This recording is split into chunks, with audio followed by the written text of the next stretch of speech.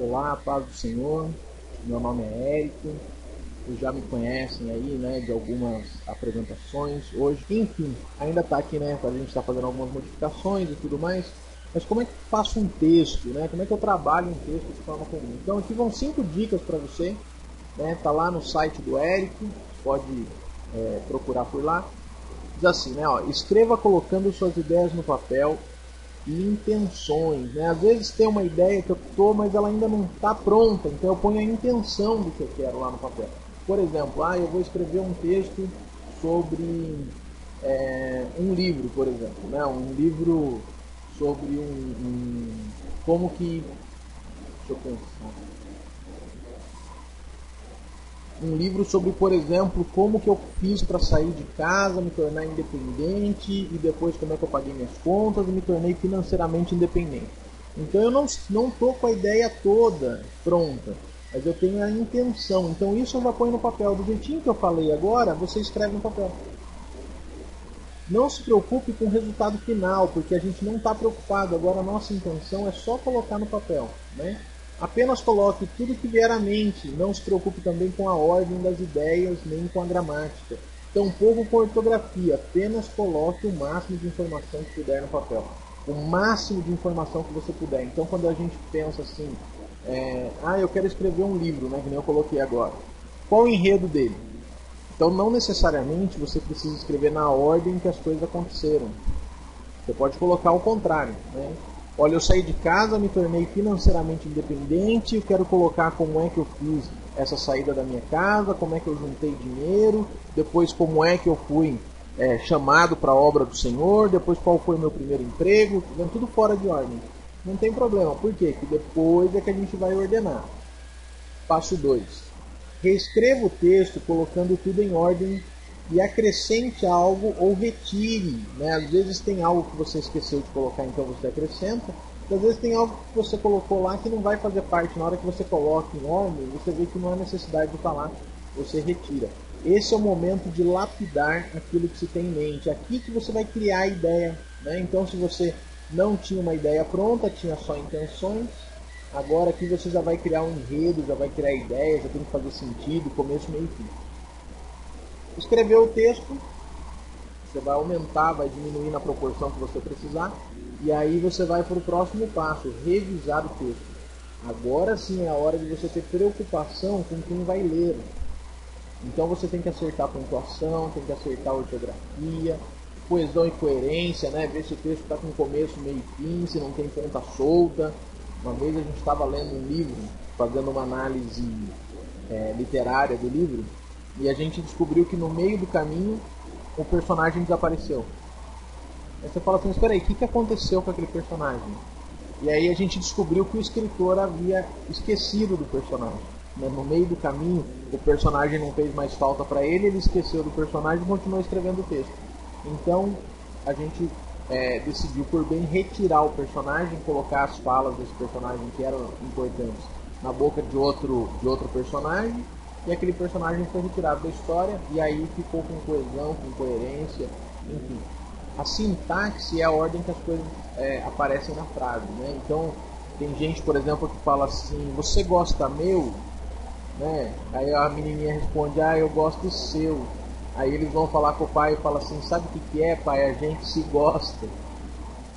Que acontece? Tá fora, a sintaxe ela fica meio fora de ordem, então você tem que colocar na ordem correta. A ordem correta. Você gosta de mim? E a mocinha responde, sim, eu gosto de você. E daí eles vão chegar pro pai e vão falar assim, sabe o que é, pai? Nós nos gostamos. Ó, muda tudo. Né? Então é importante, a não ser que você seja um Guimarães Rosa, né? Quer colocar o sotaque das pessoas que falam, enfim, tudo isso tem que ser analisado, mas por norma padrão não é o comum. Por não ser o comum, a gente vai pela norma padrão, né? Revisa também, se for necessário, dá uma olhadinha em tudo. Né? Quarto passo, formatar e diagramar o texto. O que é formatar ou diagramar o texto? Bom, formatar é dar forma ao texto, né? O diagramar também, mas o diagramar no caso de um texto mais profissional que você vai enviar para a editora, enfim, existem alguns softwares aí profissionais para isso, mas geralmente a gente trata da formatação do texto não só a formatação dentro do Word, por exemplo, né? Mas a formatação quando você está escrevendo à mão, por exemplo, você também tem que formatar. Um exemplo é quando você vai escrever uma carta. Então tem que ter a data lá no início, tem que ter um começo da carta, tem que ter o desenvolvimento, tem que ter o final da carta, né, com a despedida e tudo mais. Isso caracteriza que aquele documento é uma carta. Assim como se você estiver lá em cima, né, você vai fazer uma declaração, então tem que ter a declaração lá em cima, tem que ter o que você declara, tem que ter todos os documentos, o nome da pessoa, né? Mais embaixo vai ter lá a despedida, né, atenciosamente, fulano de tal, a data, né, enfim. Tudo isso dá o formato do que é. Quando a pessoa bate o olho, ela sabe que aquilo é uma declaração. Mesmo que seja de próprio punho. Um exemplo disso é o currículo, né? Não precisa estar escrito currículo em cima do currículo para você saber que ele é um currículo. Quando você olha lá, você vai ver assim, tem o nome inteiro da pessoa, tem os dados pessoais, né, endereço, telefone, enfim, como entrar em contato, tem a experiência da pessoa, tem a escolaridade, você bate o olho e fala, isso é um currículo, mesmo que esteja à mão. Então formatar é isso, tá? Formatar significa dar forma ao texto. Formatar nos padrões exigidos ou apenas formatar deixando o texto agradável e menos cansativo para o leitor.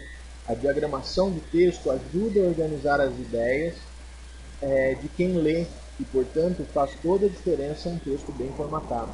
Uma das coisas interessantes que a gente vê, por exemplo, quando a gente abre uma revista, é que quem formatou, quem diagramou a revista, no caso da revista é diagramação, coloca aquelas colunas pequenas, né? Por quê? Para o olho ir e voltar sem se cansar muito.